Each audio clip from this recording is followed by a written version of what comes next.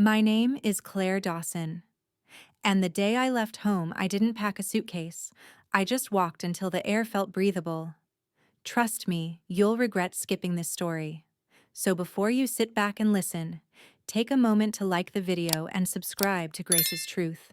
Now get in the mood to listen to this story because it might be the ultimate sweet revenge. I didn't run away because I was rebellious. I didn't slam the door or leave a note or scream in anyone's face. I walked out of the house with a calm so sharp it sliced through every last bond like a scalpel. I didn't even cry. Not when I passed the family photos on the wall, the ones where we all smiled like we knew how to love each other. Not when I stepped over my little brother's worn-out sneakers in the hallway, or when I passed my father's collection of empty coffee mugs lined along the kitchen counter like trophies of exhaustion. I just walked, right through the screen door, right into the breath of late summer, because staying meant losing myself, quietly, invisibly, completely. And no one noticed I was disappearing. I was 22 when I left. My mother was already slipping into her own fog by then, over-medicated, under-rested, and full of conflicting stories about her own childhood. She'd spend hours rearranging canned food or whispering prayers in closets. My father barely spoke. When he did, it was to correct or command. My older sister Dana spent her time locked in the bathroom applying mascara like armor, and Aaron, my baby brother. He was the one I worried about most. He clung to me like I was oxygen. But even then, I knew I couldn't save him if I stayed. The rot wasn't just in the people, it was in the walls. Something about that house twisted everything.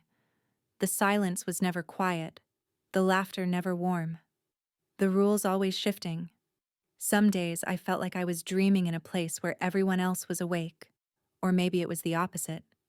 So I left. I moved 2 states away, took odd jobs, lived in a converted garage for a year, slept on friends' couches, cried in laundromats. But eventually, I found something resembling peace. I got a job working with teens kids who had been through the ringer just like me. I didn't try to fix them. I just listened. Sometimes that's all we need. I built routines. I bought a bed with my own money. I drank tea every morning and let myself breathe without guilt. Years passed. I didn't go home for holidays. I didn't answer voicemails from Dana that started nice and ended accusatory. My mother sent birthday cards with my name misspelled. It was better that way. Clean, detached, safe. Until Aaron's voice brought it all back. The voicemail was only 8 seconds long. Claire, it's me. I don't know what's happening here anymore. Something's wrong, please. Then it cut off. No goodbye, no second message, just static. And then silence. I played it 12 times, maybe more. Aaron had sounded older, rougher. But beneath the gravel, I heard it, the same panic, the same plea he had when he used to crawl into my bed at night, asking if I'd still be here in the morning. I hadn't been. I told myself that was okay, that I left to survive. But now I couldn't breathe again. The air had changed. So I called back. No answer. Texted. Nothing. 3 days passed. And then I bought a bus ticket. The town hadn't changed. Still sleepy. Still slightly sunburnt like it had been forgotten in the light too long. The house was the same shade of beige, the paint peeling in places, but the porch still swept. As if time had paused and waited for me to return. I stood at the gate for a long time.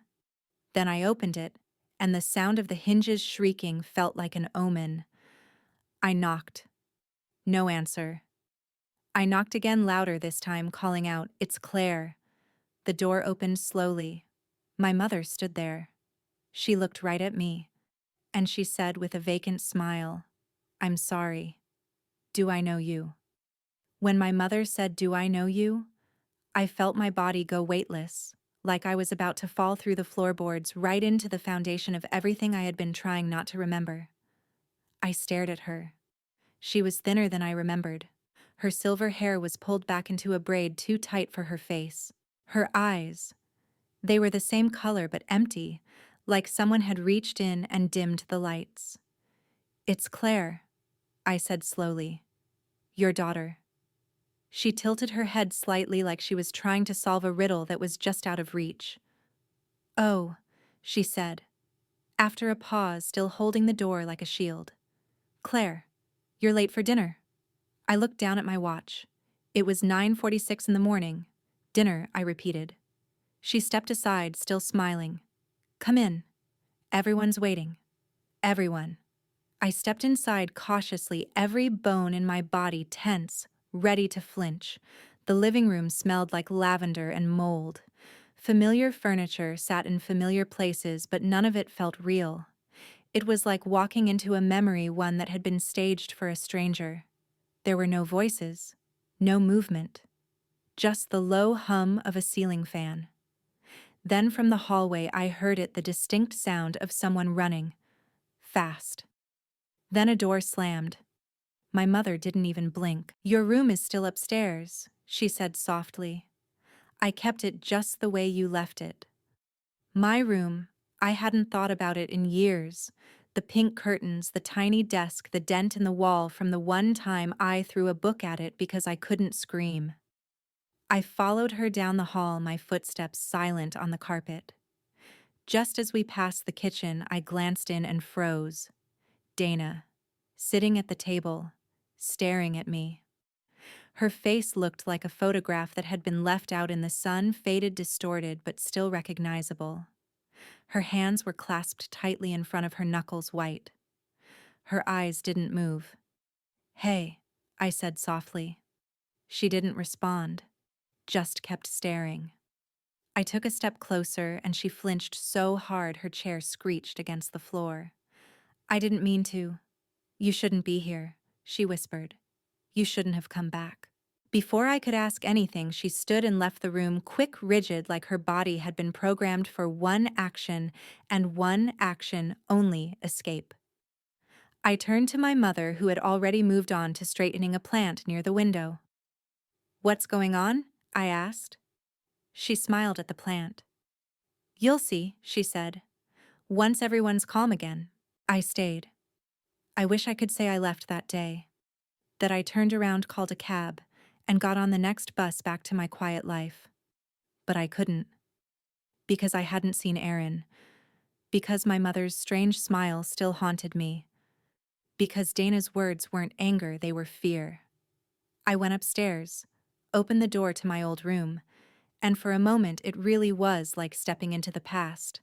The same bedspread, the same posters, even the old wooden jewelry box I used to lock away my spare keys and handwritten poems. It was all there, untouched, as if I'd left yesterday, as if they'd been waiting. That night I sat on the edge of my bed and called Aaron again. Still no answer. I tried texting. "I'm here. Where are you?" No reply. I sat in the dark, listening. At some point I must have fallen asleep. But just after midnight something woke me. A whisper. Not clear, not loud, but unmistakably a voice. It was coming from the air vent near the floor. I crouched beside it, heart pounding.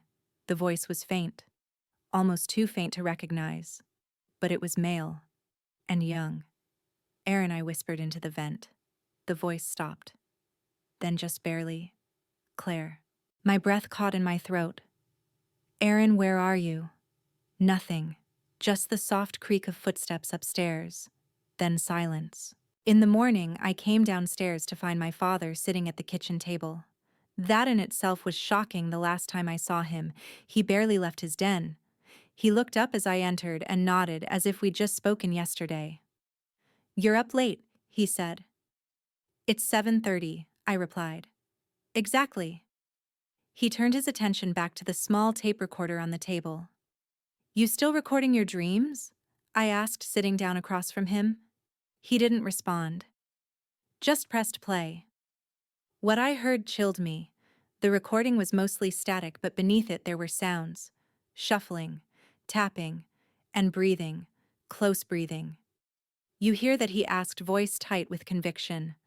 I hear something. He smiled. I've been tracking them for years. They move in the walls. I tried to steady my voice. Who moves in the walls? He looked at me sharply. You know. I didn't know. Not yet. But I was beginning to understand one thing with awful clarity. Whatever had infected this house had taken deeper root than I ever imagined. My mother didn't recognize me. My sister was terrified. My father was chasing ghosts. And Aaron was whispering through vents like a prisoner. 10 years of silence had turned this house into something else. Something I couldn't name yet. But I knew one thing for certain: I hadn't come back for nostalgia. I came back because someone still needed saving, and I was the only one left who remembered how. The taxi rolled to a slow crawl as we turned onto my old street. Trees lined the cracked pavement like silent sentinels, their branches arching into a tunnel that hadn't changed in over a decade. I leaned forward, heart beating hard against my ribs as the house came into view. It was the same. The porch sagged a little deeper. The shutters clung more desperately to the windows. The lawn had grown wild, curling around the stones like something feral. But the bones of the house, the shell, were unchanged. That was the part that disturbed me the most. After everything, after 10 years of separation, therapy, silence, grief, healing, it was still there. As if it had been preserved in some alternate dimension of denial. The front steps creaked under my weight, a familiar groan that shivered through my spine. I raised my hand to knock, but something in me hesitated. My fist hovered midair. I felt like I was standing on the edge of a chasm I had already fallen into once. I knocked twice. No answer. I knocked again. Then I heard a shuffle behind the door. Not hurried. More like a glide, the sound of slippers on wood. The door opened. My mother stood there wearing a pale blue sweater I recognized from my teenage years. Her hair was longer than I remembered, streaked with silver and pulled into a tight braid. She stared at me. Her eyes moved over my face like she was trying to find the shape of something she once recognized, but had lost along the way. I smiled. Hi, Mom. She blinked. Are you here for the meter reading? My throat tightened. No. It's me. Claire. Claire. Her voice trailed off. Then a weak smile. Oh. Yes. You've come back. I nodded slowly. She stepped aside. You should come in. Everyone's waiting. The house swallowed me as I stepped through the door. The smell hit me first, a mix of furniture polish, mothballs, and something more sour underneath. The same faded rug lay in the hallway, worn down in the middle like a path to nowhere. The wallpaper peeled at the corners, 1,000 tiny mouths, whispering stories no one wanted to hear. I passed the living room and stopped. The furniture hadn't moved. Not an inch. The couch still faced the fireplace, even though no one had used it in years. My father's old recliner still leaned at the same awkward angle, but it was the silence that unnerved me most. Not peaceful silence, the kind that's too still, too orchestrated, like a stage waiting for an actor to step into a scene. I took another step, and that's when I saw Dana. My sister stood at the edge of the kitchen doorway, half shrouded in shadow. Dana, I said softly. She didn't speak. Her hands were clasped tightly in front of her, white-knuckled. Her eyes flicked to mine, then away. Her lips trembled, as if she was trying to say something, but her throat wouldn't cooperate. I'm back, I said, stepping closer. It's okay. She took a quick, startled breath and turned away. You shouldn't have come. What? You shouldn't have come back. Her voice was sharper this time, louder. It makes everything worse. And with that, she vanished up the stairs. The rest of that day passed like a fever dream. My mother insisted I stay in my old bedroom, still preserved like a shrine to a girl who no longer existed. Everything was there. Posters, notebooks, my old stuffed bear on the shelf. Even the little framed photo of Aaron and me at the lake. He must have been 11. I ran my fingers over it and felt a shiver crawl up my arms. That night, I lay in bed wide awake listening. The house made noises, not the usual kind creaks and groans of aging wood. These were patterns: a slow thump from behind the closet, a dragging sound from under the floorboards, and faint, but real, a whisper. At first I thought I imagined it. Then I pressed my ear to the vent beside my bed. Claire. It was Aaron's voice, soft, fragile, like a breath that had traveled through tunnels and time to reach me. I bolted upright. My heart raced. I whispered into the vent, "Aaron, where are you?" But the whisper didn't return. Just a faint rhythmic tapping, 3 short taps, then silence. The next morning, I found my father in the den. The door had been kept closed for years. No one was allowed in without knocking first. I took a breath and opened it. He sat at his desk, eyes fixed on an old reel-to-reel tape recorder. Not even digital, a relic. Static hissed softly from the machine. "Dad," I said. He looked up, startled. "Don't come in all at once," he snapped. I knocked. He looked me over like I was a stranger, then went back to the recorder. "You're here now. That's all that matters." "What are you listening to?" He gestured toward the tape. "They talk at night. If you slow the recording, you can hear them better." Hear who his voice dropped. "The ones in the walls." I stared. "I know what you think," he said, still focused on the machine. "But I'm not crazy. I've recorded proof." "Dad, they said you'd come back. Said it would start again. But I'm ready this time."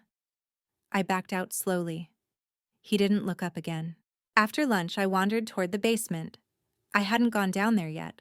Not since I arrived. The door creaked open. The air changed, instantly cooler, heavier.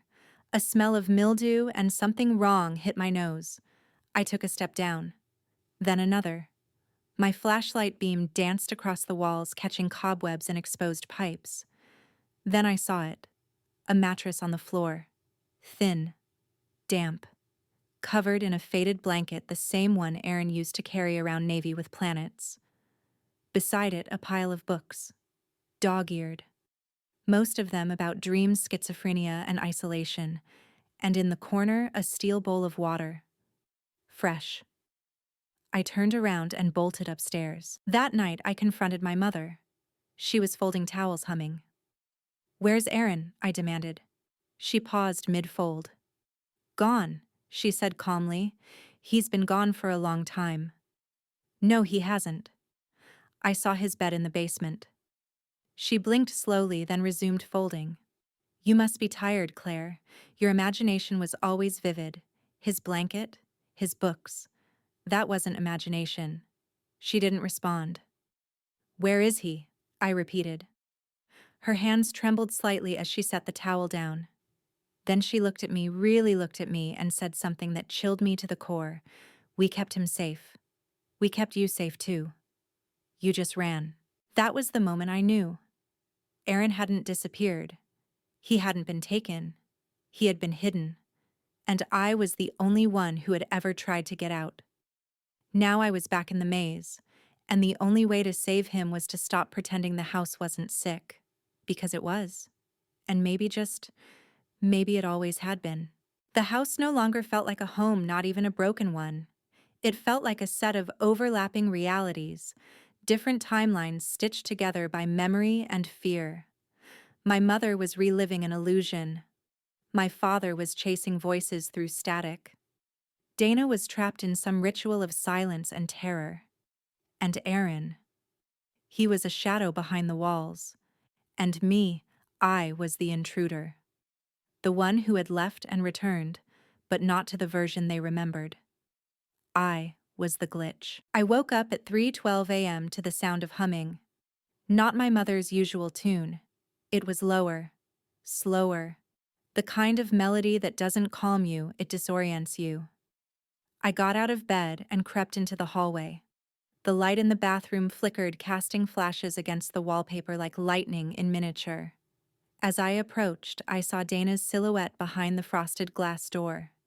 She was standing still as a tree, humming to herself. Then, without warning, she stopped. I opened the door slowly. Dana. She turned around.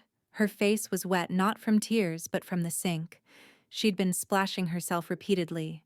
Too loud, she whispered. "What is the voices, when the walls get hot?" My skin prickled. "Dana, look at me," I said gently. "What's happening in this house?" She shook her head, eyes wide. "No. You'll just leave again. Like before." I came back. "No," she snapped. "You escaped. That's different. They didn't follow you." I didn't know how to respond. I wasn't even sure who they were yet. The house. Our parents. The echoes. Dana stepped closer, lowered her voice. "You hear it, don't you? The knocking?" I nodded. "I thought it was in my head," she whispered. But then it moved rooms. Her eyes darted to the floor vent beside her feet. "He's still here," she said. "Aaron. He never left."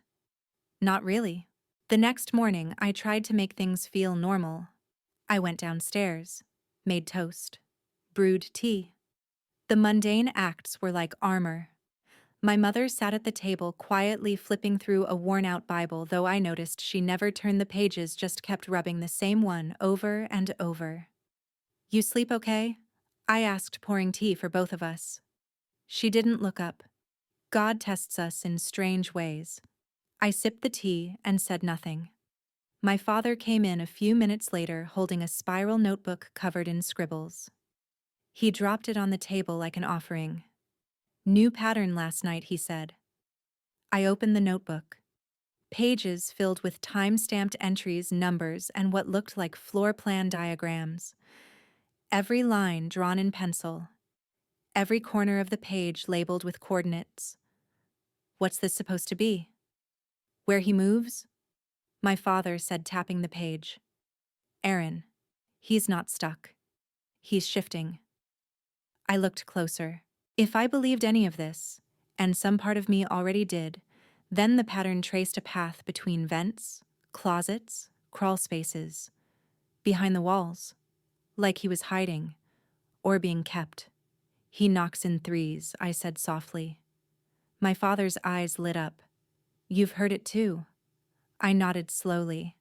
And something between us, long broken, connected for the briefest of seconds. Then it snapped again when my mother slammed her Bible shut. "Don't encourage her delusions," she snapped. "It's not a delusion," I said. "You told me he left." She didn't reply. I found his blanket, his books, fresh water. Her hands trembled. "You're not well, Claire. You were always so imaginative." "That's why the therapist said I was traumatized," I said sharply. "Not delusional." Her voice softened dangerously. "And sometimes trauma turns into fantasy." That afternoon, I went to the attic. It had always been the one place off limits. My father claimed it was structurally unsound. My mother said there was mold. I climbed the narrow stairs, heart pounding with each step. The door at the top was padlocked. Of course. I went back down and rummaged through my father's drawer in the den until I found a small tin of spare keys. On my second try, the lock clicked open.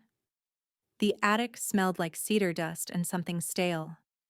Boxes lined the walls, old decorations, tax forms, photo albums, and in the back corner, a wooden chest. Locked. This lock was different, newer. But next to it, hidden beneath a blanket, was a journal. I opened it. It was Aaron's handwriting. Page after page of dated entries, each one more fragmented than the last. They said I couldn't leave. "Claire's the only one who knows how to breathe in this house. Sometimes I think if I go still enough, the house forgets I'm alive." Then one line repeated over several pages: "Reality bends when no one agrees on what's real." I sat there for nearly an hour reading. Each page was a descent not into madness but into isolation. Aaron wasn't sick. He was silenced. Trapped between our parents' denial, Dana's fear, and my absence. And when he stopped screaming, they assumed he was fine. because silence is convenient. That evening, I confronted my father. I held the journal out to him. "Did you know he was still here?" I asked. He didn't take it. "I knew he was somewhere," he said. "The house changed after you left. Like it missed you." "What does that mean?" He looked up, eyes watery. "We tried to fix him. We tried every doctor. But the more we tried, the more he disappeared." "He didn't disappear," I said. "You stopped looking. He stopped asking." I shook my head. He was a child, and we were exhausted. He stood up and walked out. Not angry. Just done. That night, I returned to my room. I sat on the floor beside the vent. Waited. Listened. Then, soft and certain, a whisper. "Claire." "I'm here," I whispered. "I found your journal." Silence. "I'm going to get you out." 3 knocks. Sharp. Urgent. "I need you to tell me where." Then, beneath the silence, attic. I felt my blood run cold. He wasn't moving through the walls. He was the walls. And the attic, the place I thought I had just discovered, was only the beginning. The moment Aaron said attic, everything shifted. Every sound, every glance, every memory I had ever buried came rushing back, as if summoned by a single whispered word. My skin buzzed with dread and determination. I hadn't heard his voice in a decade, and now here it was, reverberating through rusted vents and drywall. I could no longer deny it. He was alive. The attic. The place we were never allowed to explore. Always locked. Always off limits. Supposedly unstable. But I'd been up there. I'd seen the journals. The chest. What I hadn't yet seen was how far it went. That night I didn't sleep. I lay under my old covers like a child afraid of monsters, except I knew the monsters now wore familiar faces. By morning, the plan had formed in my mind. I was going back to the attic. This time, I wouldn't be careful. This time, I would be ready to break things. The staircase groaned as I climbed it, holding the flashlight tighter than necessary, as if it could protect me. At the top, the air was colder. Not just dusty thin, like something was pulling oxygen from the room.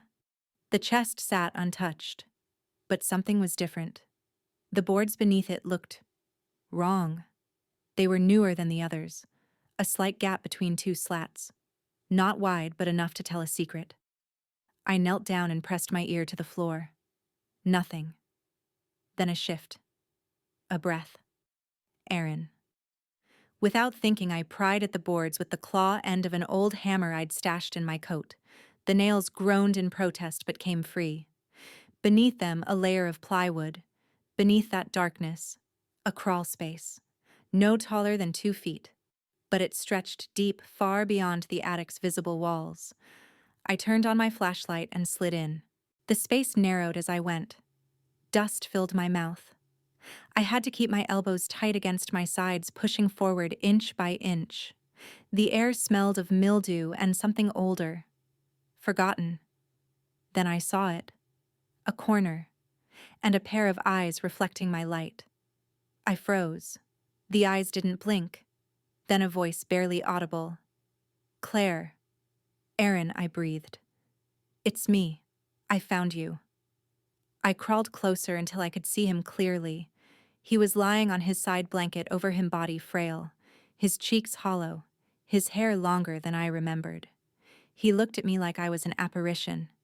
"You came back," he whispered. I reached for his hand. It was cold. "Why didn't you call out louder?" I asked. "They told me not to," he said. "They said it would make things worse." "Who?" He didn't answer. But he looked behind me, back toward the direction I had come. Getting Aaron out was harder than getting in. He hadn't walked in weeks. Maybe longer. His muscles trembled under his own weight. But I carried him inch by inch, through the crawl space, out through the attic, and down the stairs. When I reached the hallway, I ran straight into my father. He didn't look surprised. His eyes dropped to Aaron, clinging to me like a ghost, and then he exhaled like someone watching a dam finally break. "I told them this would happen," he muttered. Told who? The house, he whispered. It remembers everything. I stepped past him. My mother was in the living room folding the same towel for the third time. She looked up, saw Aaron, dropped the towel. We sat him on the couch. He winced at the light. My mother stood there trembling. He's not supposed to be out, she whispered. He was never supposed to be hidden, I snapped. She looked at me with eyes full of storm clouds. He was sick.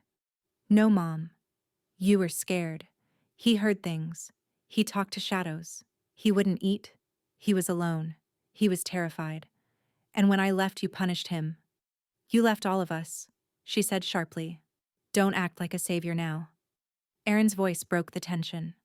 I'm not sick, he said softly. Not anymore. She blinked. He stared at her, not in anger, just with truth. I know what's real, he said.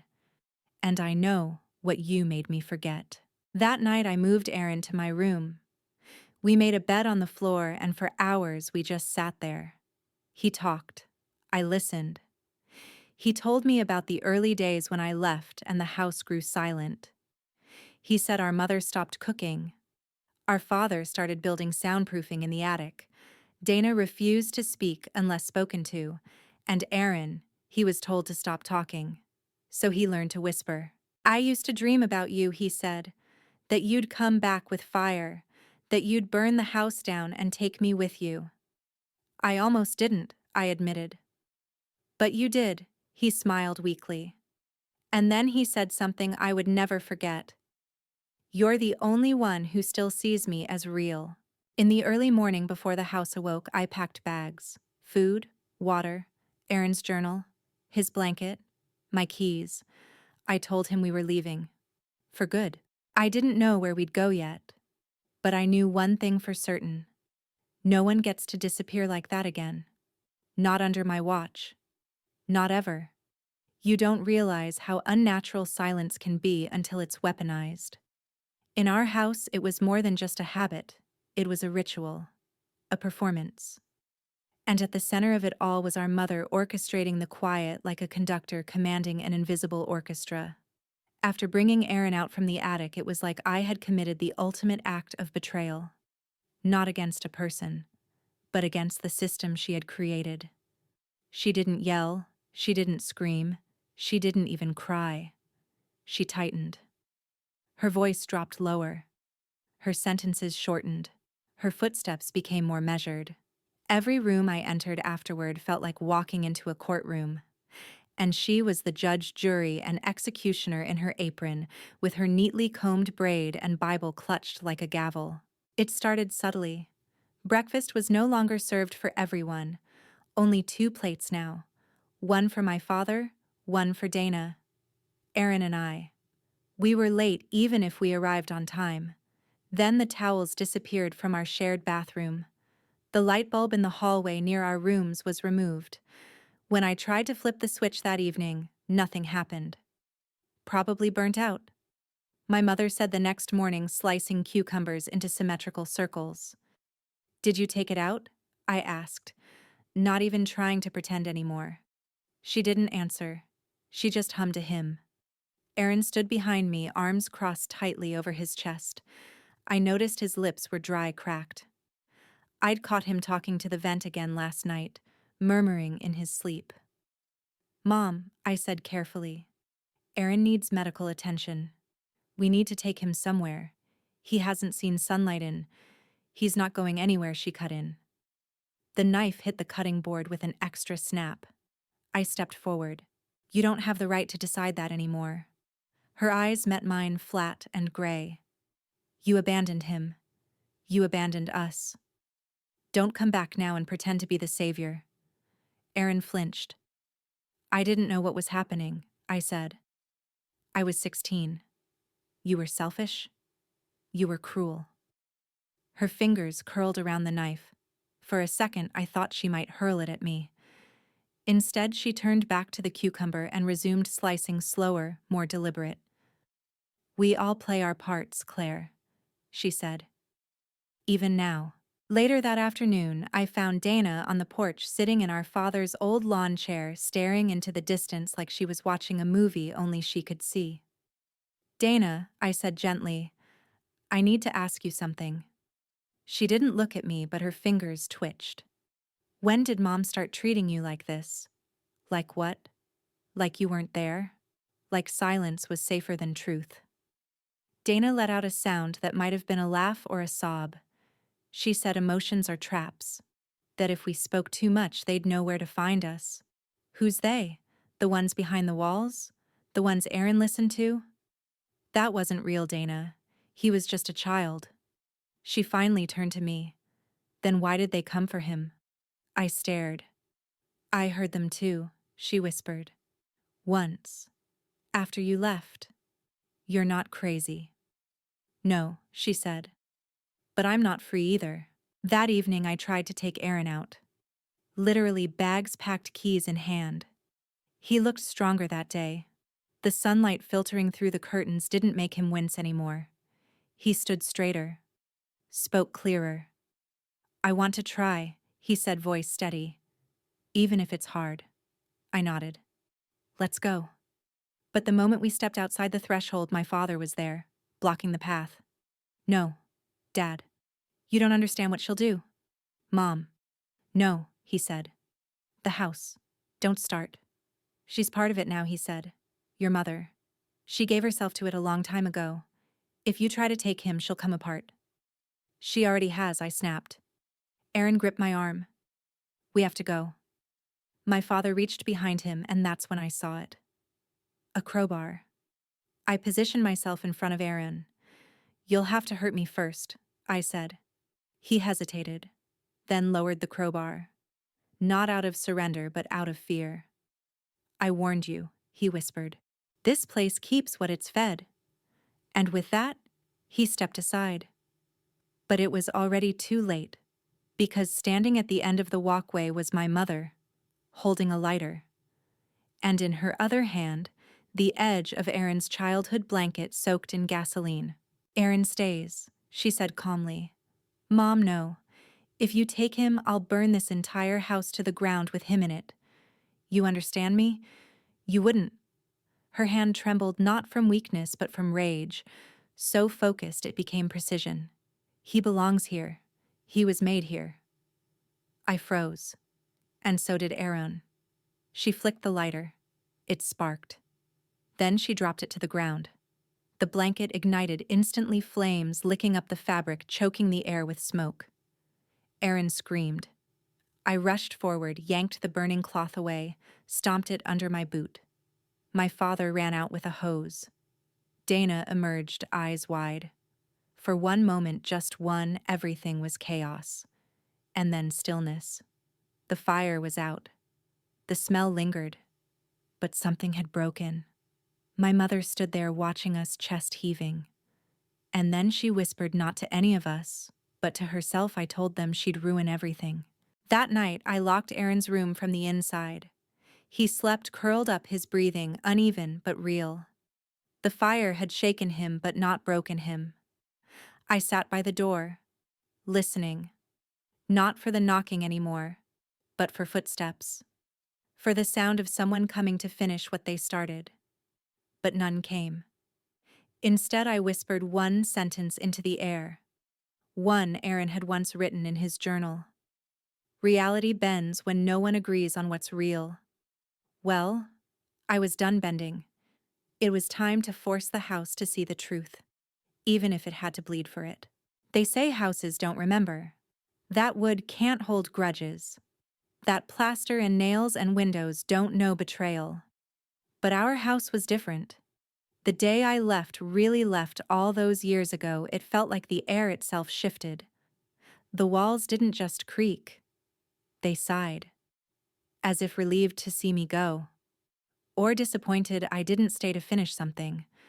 And now that I was back, now that I was taking him with me, it felt like the entire structure was waking up again. Like the place had been dormant until I crossed the threshold. This wasn't just a sick family dynamic. This house was part of the sickness. And maybe it was the source. The morning after the fire, I found the attic door wide open. No one admitted to unlocking it. Aaron hadn't left my side. Dana was still asleep in the corner of the living room, curled like a child. My mother was in her bedroom, or pretending to be. But the lock, the one I'd replaced, was broken. Not picked.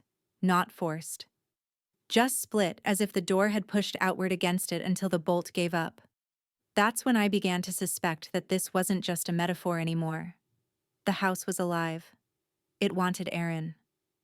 And now that I was interfering, it wanted me too. I gathered supplies, candles, matches, a hammer, a crowbar, and a flashlight.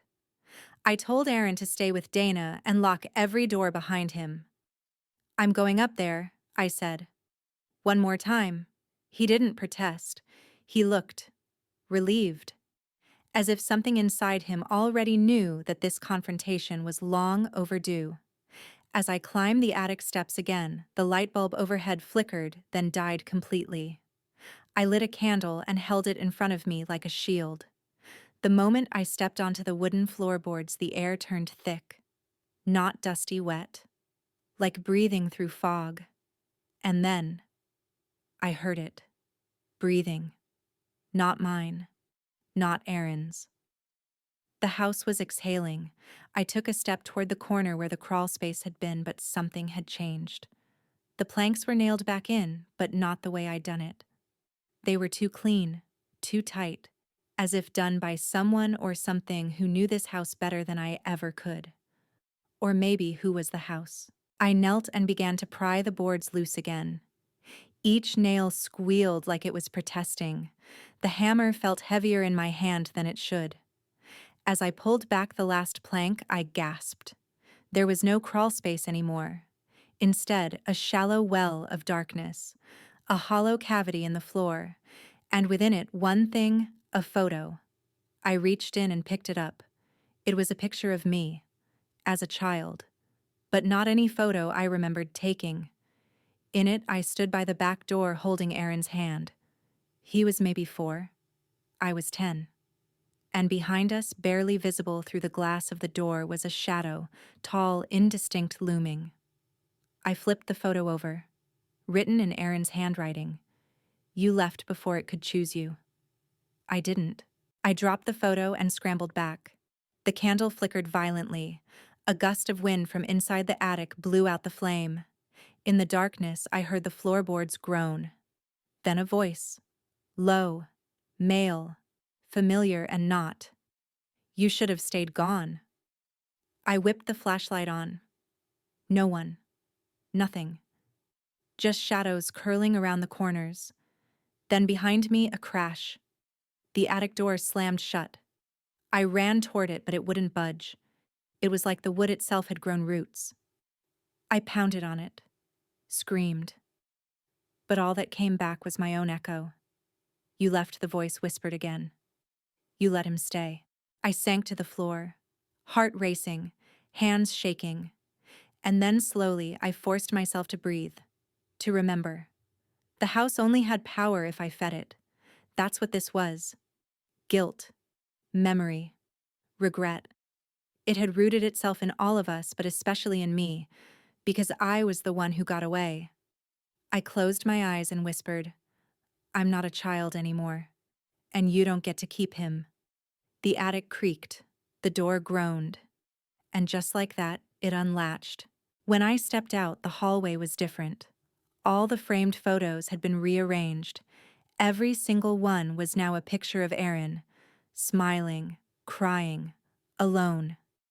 In one, he was standing in the backyard, but the backyard was covered in snow, and we'd never had snow that deep. In another, he was in the basement, surrounded by shadows that looked like silhouettes of people who used to live in the house. But the worst one, the last frame, it was blank. And beneath it, a plaque, "Claire. Returning soon." I yanked it off the wall and smashed it on the floor. Glass shattered. And behind the drywall, I swear I heard laughter. Not loud, just pleased. Like the house had been waiting for this reaction, and I'd just given it what it wanted. I ran back downstairs, found Dana huddled with Aaron, their faces pale, eyes wide. "The power's out," Dana said. "No, it's not," I replied. She blinked. "What?" "The house just doesn't want us to see." Aaron pointed to the floor vent. "There's something coming through." I knelt and listened. Not breathing. Movement. Slow dragging. Like something crawling through the ducts. Like a memory that refused to stay buried.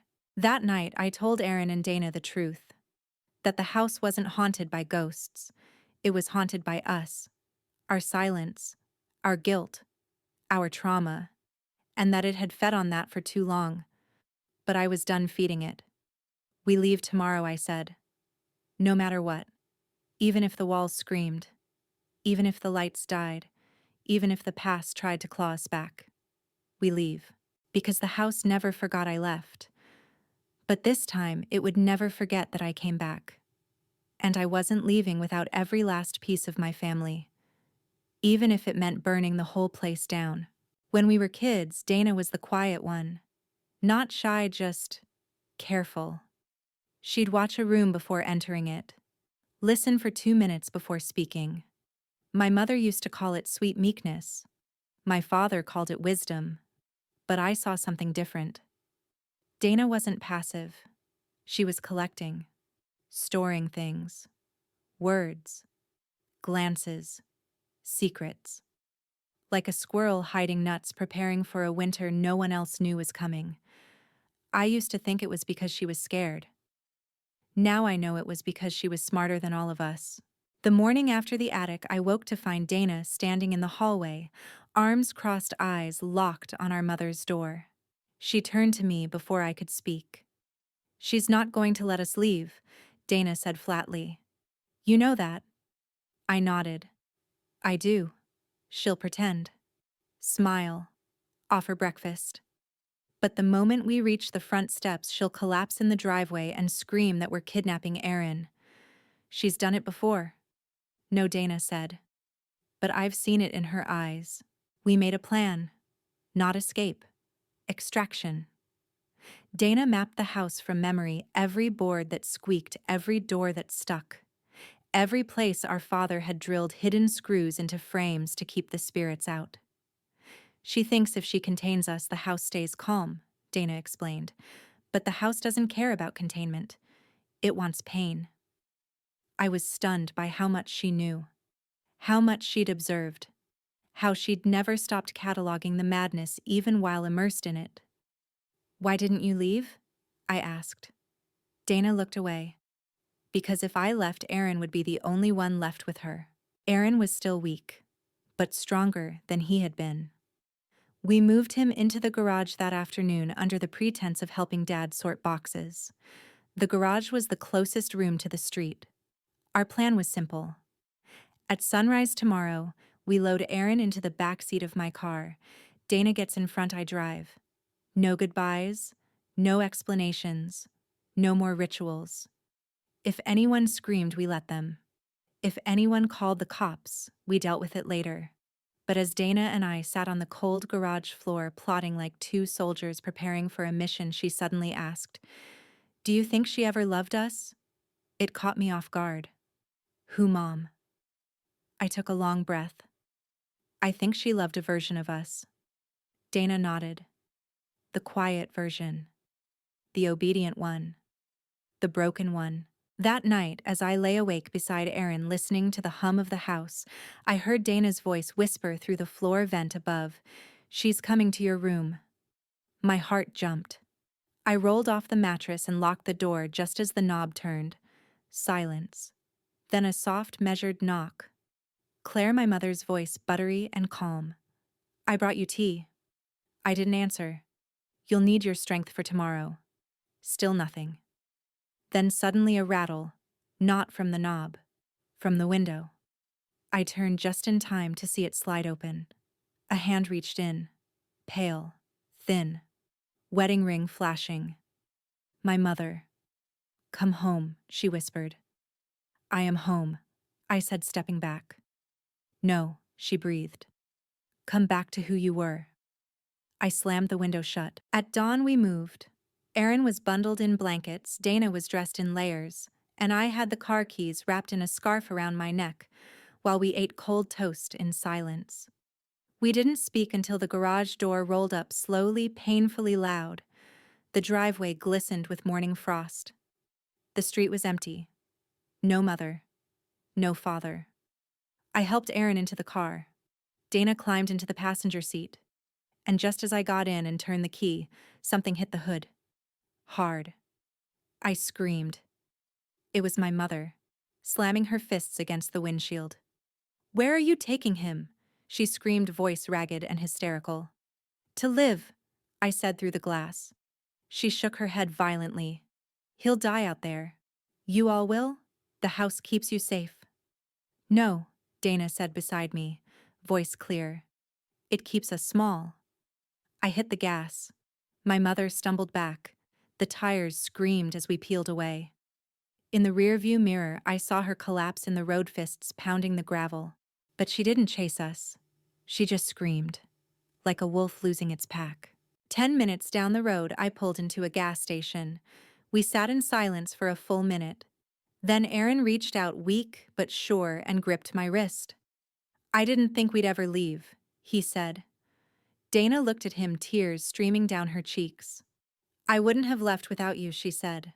And for the first time in 20 years, I believed her. Later, as we checked into a motel under my name, Dana held out something. A notebook. Leather-bound. Old. "What's this?" I asked. "My record," she said. Inside, pages upon pages of dates, events, conversations, overheard whispers. This is everything she said. What they did. What the house wanted. What it tried to take. I flipped through it. It was horrifying. Precise. It was evidence. "You wrote this all down?" I asked. Dana smiled for the first time in days. "I told you," she said. "I wasn't the weak one." We were 2 days into the motel when the nightmares started. Aaron would thrash in bed, murmuring words we didn't understand. Sometimes it was names. Sometimes numbers. Sometimes just, "It's behind the wall. It's behind the wall." At first I thought it was just trauma. Residual noise from years locked in that house. But then he woke up one night in a sweat, grabbed my arm with a grip far stronger than I expected, and said, "It wasn't always just her." I sat up. "Who?" He blinked. "Mom." "You mean Dad?" "No," he said slowly. "There was someone else." In the motel's morning haze, with the air conditioner rattling like loose teeth, Aaron told us everything. When I left all those years ago, he didn't just get locked in the attic. He got visited. They said they were there to help me, he said. They had voices like ours, but flatter. Empty. Voices, I asked, brows furrowed. From the vents. At first I thought it was you coming back. But then I realized. They didn't ask anything. They only told. He took a shaky breath. They told me I was chosen. Dana, sitting at the edge of her bed, whispered, "Chosen for what?" Aaron looked at her, then at me. "To forget." He described rituals, not like seances or chants, more subtle. He said Mom would light candles, but only in certain corners of the attic. He remembered her whispering into jars and sealing them shut. And most chilling of all, he remembered her drawing symbols in chalk on the attic beams, then erasing them before anyone else could see. They weren't religious, he said. They weren't in any Bible. We pressed him gently. That's when he said the name. One he hadn't spoken in years. Miss Lita. It hit me like ice. Miss Lita was a neighbor from when we were very young, a recluse. Always wore gloves, always smiled too wide. She gave us strange candies wrapped in fabric instead of plastic. When I was 9, I remember walking home and hearing her and Mom speaking in hushed tones on the porch. When I approached, they stopped mid-sentence. That night, Mom washed my clothes 3 times and made me sleep in the basement. "I thought she moved away," I murmured. Aaron shook his head. "She moved into the walls." The motel room felt colder after that. Not physically, but the air changed. Dana pulled out her notebook and flipped to a page marked in red ink. She came to the house twice a week. For tea. But Mom never told Dad. She wasn't real, I said. She couldn't have been. Erin looked at me with eyes that didn't blink. She was real. But she isn't anymore. That evening, I went outside to get air. The sky was low and gray like it had something to confess. I called a woman I hadn't spoken to in years, Lydia, an old schoolmate who had gone into psychology. She used to joke that she majored in decoding families. Claire, she said, surprised. It's been a lifetime. I need your help, I said. I figured calling out of the blue like this. It's about Erin. And my mother. She paused. What kind of help? The kind that starts with belief and ends with records. The next day, she met us in a cafe 30 miles away. Erin didn't speak much. Dana clutched her notebook like a weapon. Lydia listened. Patient. Calm. No judgment in her eyes. When Erin mentioned Miss Lita, her expression shifted slightly. What I asked? She opened her laptop. Typed something. Turned it toward us. A black and white photo. A woman in gloves. Wide smile. Miss Lita. Except the caption read, Lita Hartley.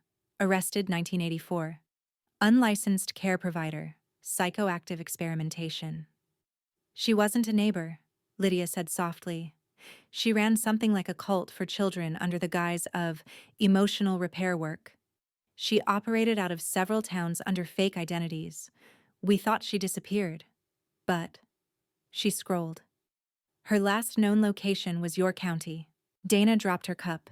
It shattered on the floor. I couldn't breathe. Erin whispered. She told me I was her favorite. That night, back at the motel, Erin had another nightmare. But this time, when he woke, he wasn't afraid. He was clear. She didn't just visit, he said. She trained Mom. How to keep us quiet. I felt like vomiting. But Erin wasn't done. She said we were too loud for the world. That the world couldn't handle kids who felt too much. Dana's hand reached for mine under the table. Erin looked at us. She wanted us to forget our instincts, our resistance. She called it bleeding the noise. Did Dad know I asked? Erin hesitated. He called her the mender. I think he believed it was therapy. My world spun. She wasn't therapy, I said. She was trauma with a name. And then Erin said the last thing I ever expected. She had a book. A book. She said it held the language of the house, the one that let her rewrite what was real. I stared. Dana whispered, Do you think Mom still has it? Erin didn't blink. She never let it leave the attic. We were quiet for a long time. Until Dana said, Then we go back. I turned to her stunned. What? She met my eyes. We go back. We find the book.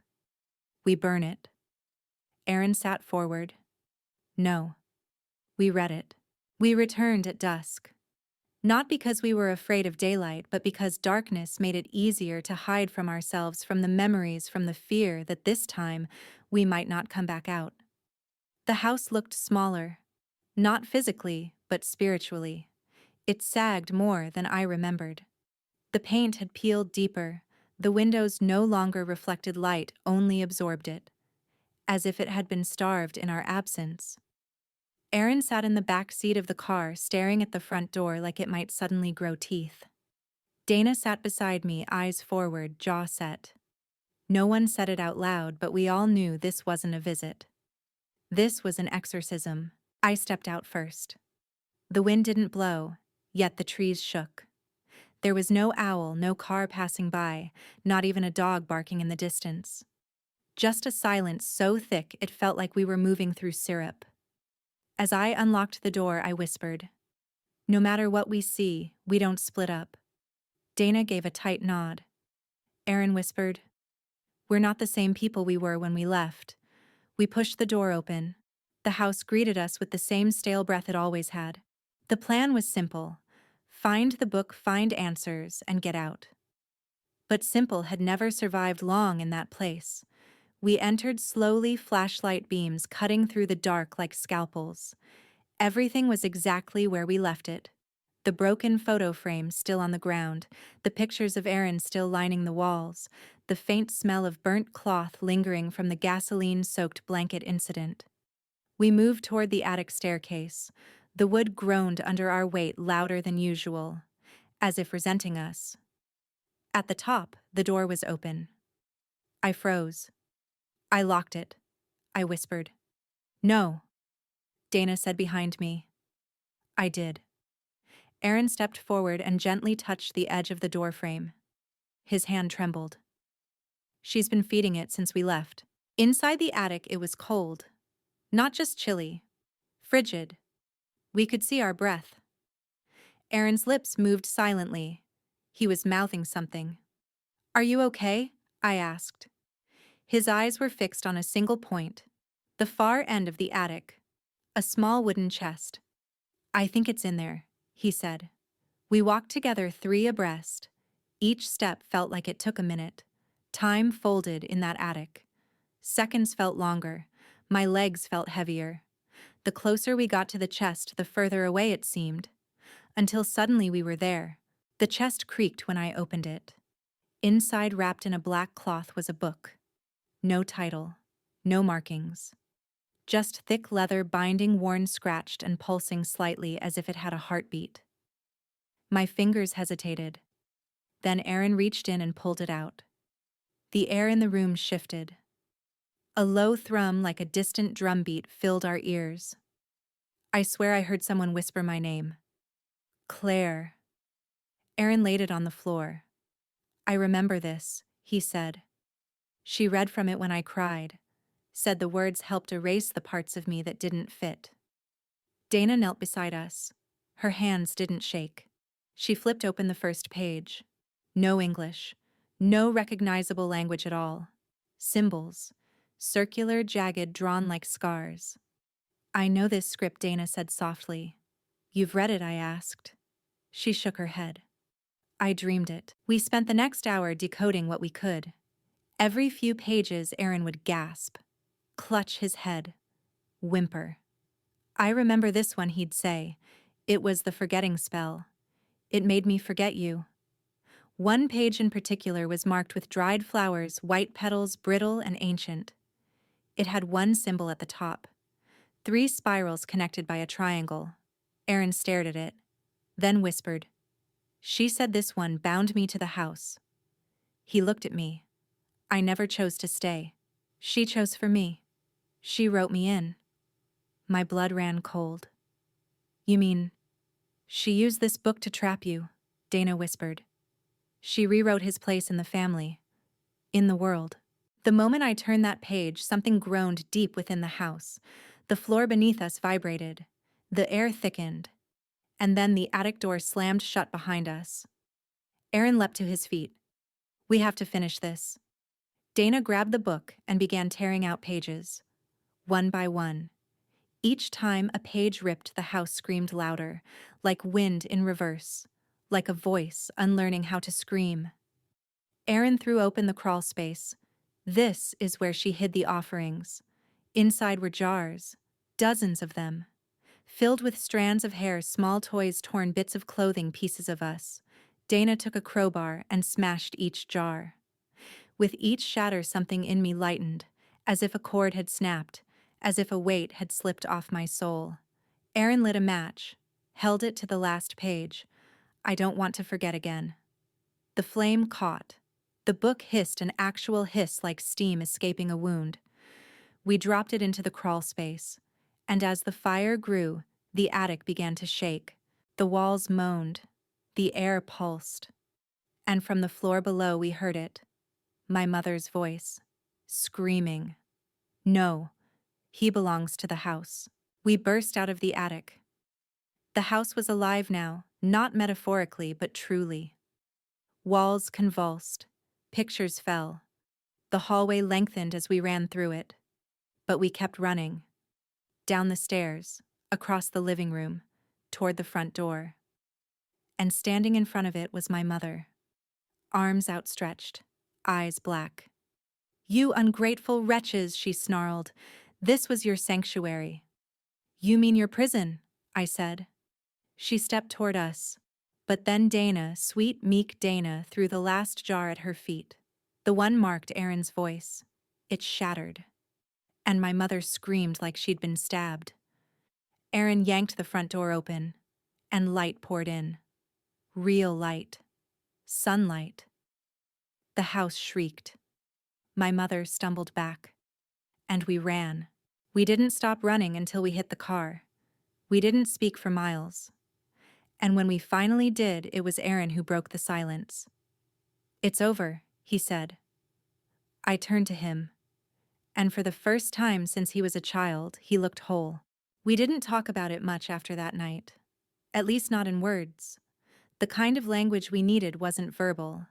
It came out in glances, the way Dana would press her hand against Aaron's back in a grocery store, or how I'd wake up from dreams with my fists clenched and check again that the attic door wasn't in my hallway. We were free. That's what we told each other. But freedom has a strange echo when you've spent your life in a house that knew your heartbeat better than you did. It took exactly 9 days for the first sign to appear. We had relocated to a small rental in a different county.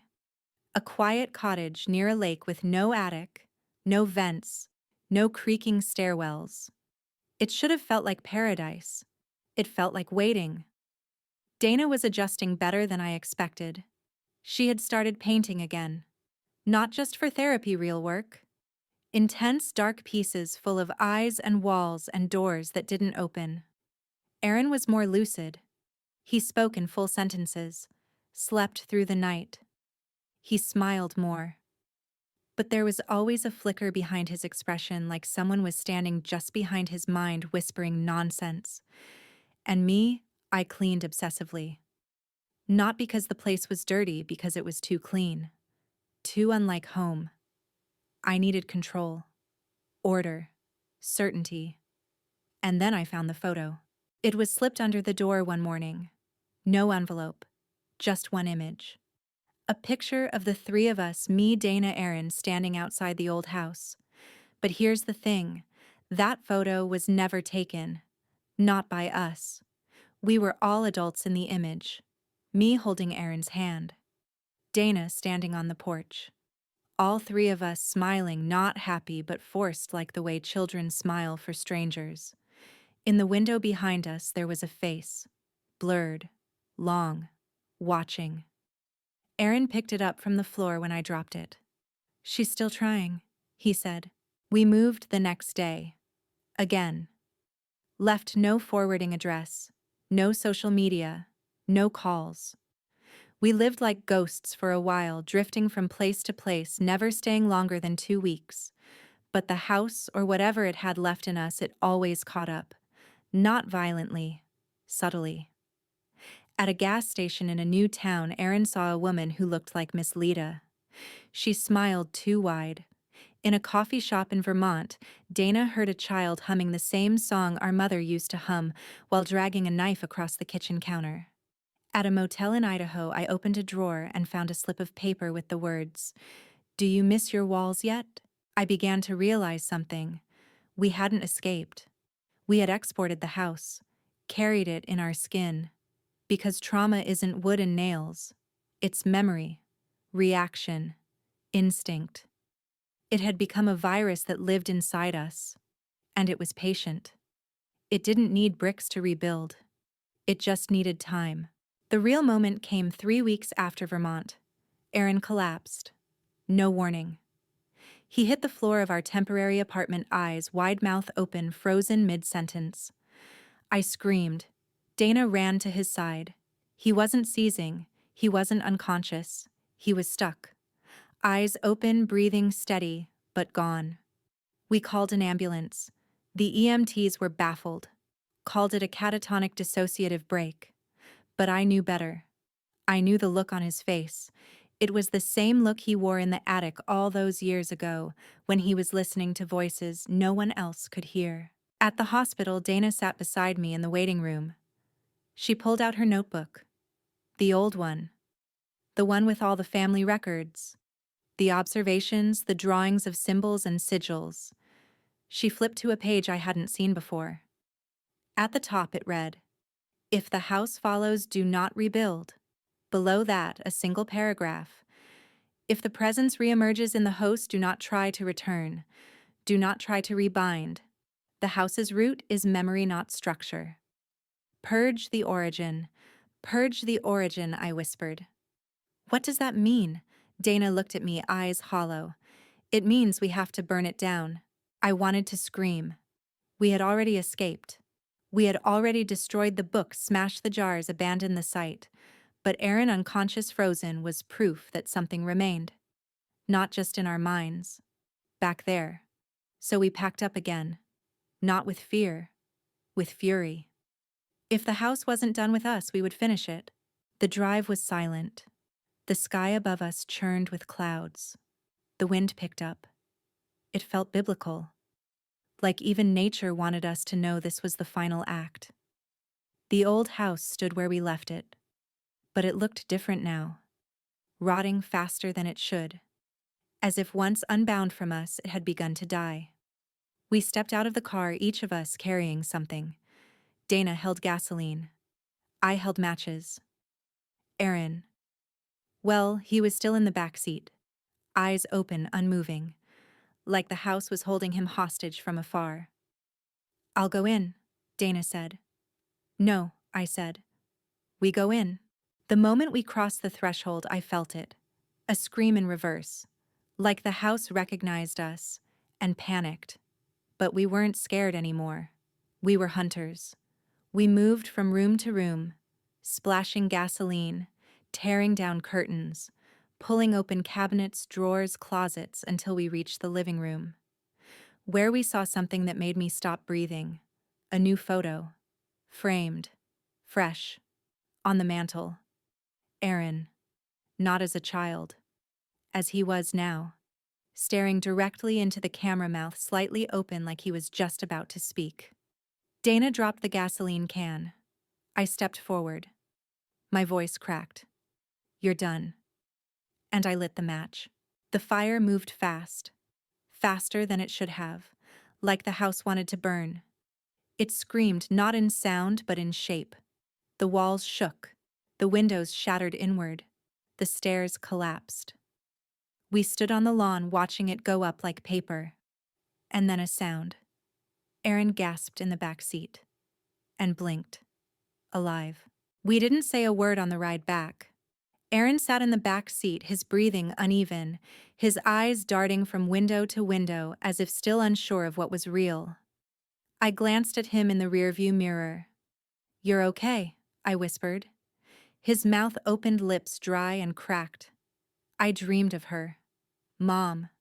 But she was small. Smaller than me. Hiding behind the walls like she was afraid I would find her. He blinked. And then she said, "You don't know the whole story." The next morning we returned to the site. The house was a smoldering skeleton, a few scorched beams, fragments of walls, the blackened outline of a staircase leading nowhere. But what struck me wasn't the destruction. It was the neatness of it. The fire had consumed the house cleanly, no surrounding trees burned, no grass scorched beyond the exact perimeter of the foundation, as if the house had been cut out of reality like a tumor. Aaron stood by what used to be the fireplace. "There's something underneath?" he said. Dana frowned. "Under the fireplace?" He nodded slowly. "She used to take me there, when you were both asleep. She said it was her memory cellar."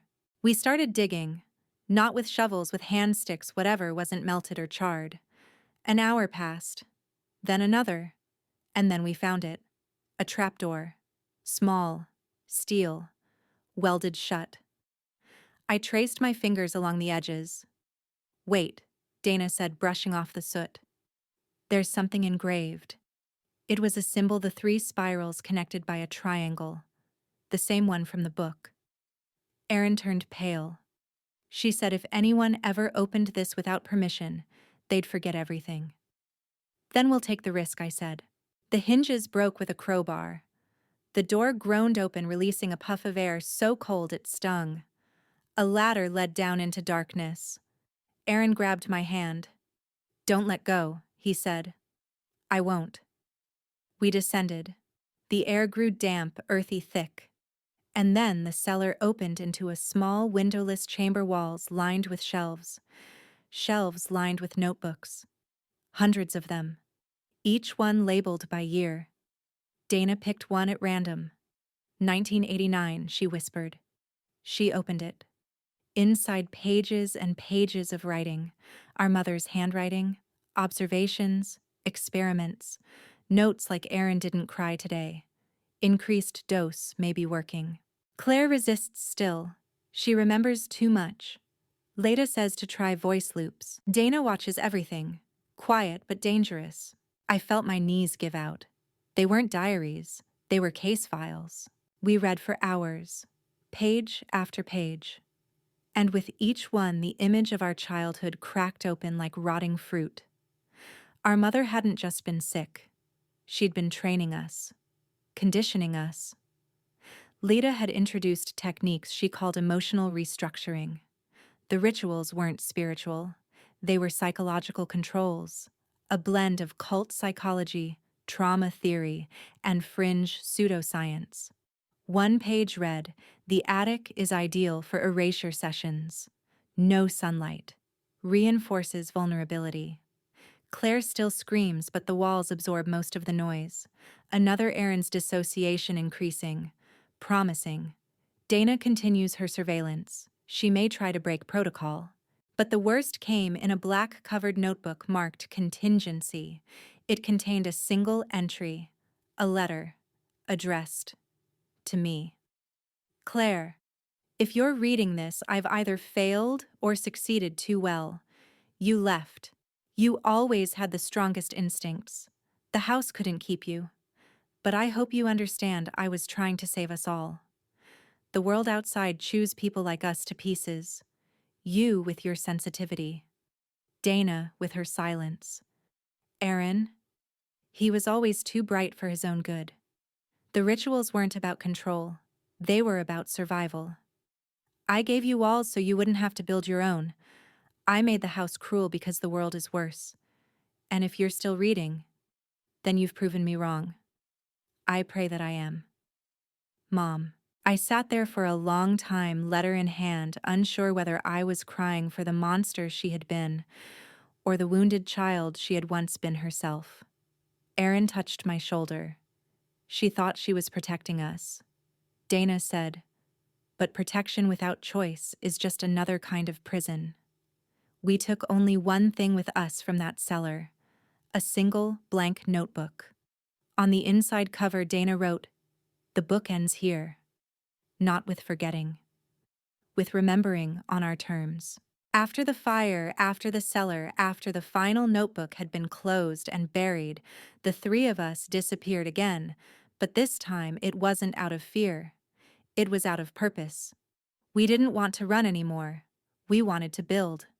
So we chose a town far from everything we knew, mountains in the distance, air crisp, and honest neighbors who waved without asking questions. A place where the silence didn't weigh on our chests like smoke, but cleared our lungs like medicine. For the first few days, we barely unpacked.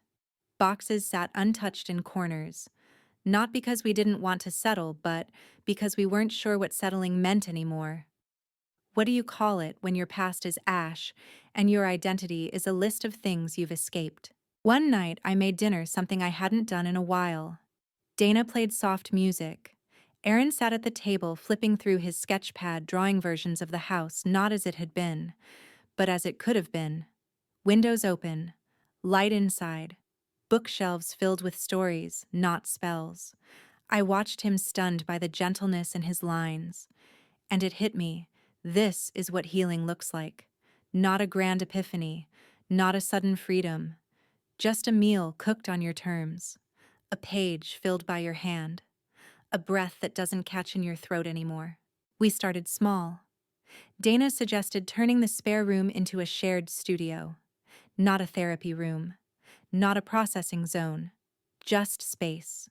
No goals. No expectations. I hung sheer curtains. Aaron painted the walls blue-gray, the color he always imagined the sky should look like. Dana filled the shelves with blank journals and books on astronomy and psychology, and whatever else felt hopeful. We never called it a healing room. We just called it ours.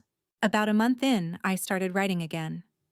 Not stories about trauma or escape, just stories. I wrote about a woman who learns to grow tomatoes even though she's afraid of worms. I wrote about a girl who finds an old key in a river and decides to build a door for it. I wrote about families that didn't burn. Each story in its own way put a brick in the new foundation of my mind. Not walls, not fences, just structure. Aaron began teaching art classes at the local community center. At first, only 2 kids showed up, then 5, then 12. He called the class "What You See." And on the wall, he pinned a quote that stopped me cold the first time I read it. If the world doesn't understand you, maybe it's the world that needs lessons. One day, I sat in on a class. Aaron spoke softly, hands moving as he explained how a crooked line could be more honest than a straight one. I watched the kids listen, really listen. And I realized that Aaron had never been broken. He had just been interrupted. Dana joined a local book club, but she quickly realized the books weren't the point, it was the conversations. So she started her own. They met on Thursdays at a small cafe. The group was all women, older, younger, divorced, widowed, angry, joyful, confused. They didn't talk about healing. They just told the truth. That's how Dana explained it to me. "We're not trying to get better," she said. "We're just trying to be seen." I nodded. Maybe that's the real cure. She smiled. Or at least the beginning of one. We didn't speak of the house often, but we never denied it either. It became a part of our story, not the center, just one chapter. Some nights, Aaron would still wake up sweating. Dana would draw the symbol in the margins of her notebook. I'd catch myself checking behind doors that weren't there. But now we didn't face those echoes alone. We'd sit on the back porch wrapped in blankets, passing around warm mugs of tea and just exist. No rituals, no secrets. Just 3 people who had once been forgotten, now remembering each other. One day, Aaron came into the kitchen holding a photo. He said he found it tucked between the pages of a book from the local library. It was old, blurry. 3 kids, 2 girls and a boy standing in front of a wooden door. They looked familiar, but it wasn't us. Dana turned it over. On the back in faint pencil was a single sentence. "They tried to bury us, but we remembered how to grow. We didn't know who left it, but it didn't matter." We pinned it to the fridge, a reminder that somewhere someone else had survived their house too. So what did we build instead? We built quiet mornings and chosen conversations. We built freedom from narratives we didn't consent to. We built a space where laughter didn't sound haunted, where pain didn't mean something was wrong, where family didn't mean control. We built us. And maybe that's the sweetest revenge. Not just surviving what tried to break you, but refusing to become like it. Her voice wasn't gone, but it changed. It happened on a Monday. A regular morning. Coffee toast. Aaron humming some new melody under his breath. Dana flipping through the newspaper, half reading, half daydreaming. And then the phone rang. We all froze. Because no one ever called. We hadn't given out our number. It was a burner line attached to the rental used only for emergencies. I stared at the receiver. It rang again. And again. Finally, Dana stood and picked it up. Hello, silence. Then faint static. And then a voice. It was hers. My mother's voice. Not as it had been in the attic or the hallway or behind the closed doors of our childhood. This voice was softer, older, frail. "Claire," it said. Dana's hand trembled. She didn't speak. "Claire, are you there?" the voice repeated. I moved toward her and took the phone. I didn't speak right away. I just listened. The breath, the rhythm, the unmistakable cadence. "Mom," I finally whispered. A long pause. Then I know what I did. My heart tightened. I wasn't prepared for this. Not this version of her. Not a version that remembered. I saw the fire, she continued. I knew the minute it was lit. I felt Dana shift behind me. Aaron appeared at the kitchen door. "I left that house before you ever did," my mother said. "Long before the flames. Long before you ran." "What do you want?" I asked. Her voice cracked. "I want to tell the truth." She spoke for almost 10 minutes, explained how the rituals had started as therapy methods passed down from a healer in her own family line. She hadn't invented them. She'd been raised in them. "These things, they don't start evil," she said. "They get twisted when they're used on the wrong people." I wanted to yell, wanted to demand why she kept us there, why she made Aaron forget, why she watched me scream and said, "It's for your own good." But I didn't, because I heard it, in her voice, the truth behind her pain. The curse wasn't the rituals. It was believing they were the only way to love. "I can't undo it," she said quietly, "but I can give you what I never had." "What's that a full goodbye?" The line went silent, then a faint click. I looked at the receiver. Dial tone. She hadn't asked for forgiveness. She hadn't begged. She hadn't cried. She just told the truth.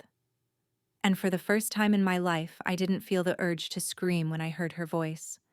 Instead, I felt a strange peace, like I had reached the edge of the maze and turned around not to escape, but to see it from the outside, and to understand how deep it went. That night, we burned the notebook.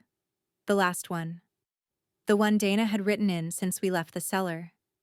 She did it without tears, without drama. Just walked into the backyard, dropped it into the fire pit, and lit a single match. Aaron and I stood beside her, watching the flames eat each page one by one. We didn't need it anymore. The story wasn't ending. It was just being lived instead of recorded. Later, as we sat on the porch wrapped in our usual blankets, Aaron said, "Do you think she meant it?" Dana answered for me. "It doesn't matter." Aaron looked surprised. "She gave us something. The final puzzle piece." Dana sipped her tea. "Yeah. And now we know the house wasn't just hers. It was all of ours," I added. "And we chose to leave it. Not with vengeance. Not with anger. But with memory. Memory reframed. Reclaimed. Remembered." That was the last time we heard from her. A few weeks later, a letter arrived with no return address. Inside, a small photo. A much younger version of our mother, standing barefoot in a meadow, holding a book, smiling. And on the back, a single phrase written in her hand: "I thought I was keeping you safe. But now I see you were meant to be free." We don't lock the doors anymore. It's strange, the things you hold on to after everything. Not the fear. That fades slowly. Not even the anger, though sometimes it flickers in your chest like an old pilot light. What lingers are the details. The sound of a creaking floorboard. The way light used to spill under your bedroom door. The sharp scent of dust in a narrow hallway. And eventually, even those memories soften. They stop being warnings and start becoming stories. Ones we can tell without trembling. It's been over a year now since the house burned, since the trapdoor, since the voice on the phone. We still live in the same little town by the mountains. Our routines are ordinary, beautifully so. Aaron's art class has grown into a full weekend program. Last week, one of his students asked to draw their safe place. They sketched a blue-gray room with open shelves and a skylight. Aaron framed it and hung it in our hallway. Dana's group has become something of a fixture at the cafe. People drive from neighboring towns to sit at her table, not for coffee, for conversation that actually means something. And me, I write. I write about people who survive the unspeakable, who get to the end of the horror and find that there's still life waiting for them. People who don't need to lock their doors anymore, not because there's no danger, but because they've learned how to live alongside the memory of it without letting it define them. Our home now has no attic, no cellar, but there are open windows, books on every surface, wind chimes on the porch. Sometimes we forget to lock the front door at night. Not because we're careless, but because we no longer live in fear of what's outside. The worst things we ever faced were inside, and we faced them together. On the first anniversary of the fire, we stood on the edge of what used to be our childhood home. The land is empty now, overgrown with wildflowers and weeds, as if nature itself is trying to reclaim the past. Aaron brought a small wooden box. Inside it, the last fragment of the old house, a knob from the attic door. He buried it gently near the tree where we used to pretend we were explorers. No ceremony, no grand gesture. Just a moment. Quiet and clear. "I'm not afraid of the attic anymore," he said. Dana nodded. "I never was. I was afraid of what it turned us into." And I said, "We're not that anymore." We stood in silence, and for once the silence was kind. So now when people ask me what happened to us, I say, we survived a house that tried to teach us fear and called it love. We escaped a woman who used control to disguise devotion. We fought back against shadows not just in our home, but in ourselves. And in the end, we built something else. Not just a life, a choice. To live differently, to love each other loudly, honestly, even imperfectly. To leave doors open, to let light in, to tell the story not for revenge, but for anyone else still trapped in their own house of mirrors, wondering if escape is even possible. It is. And when you finally walk through that door, we'll be here. The porch light on, the kettle warm, the pages turning, waiting to listen.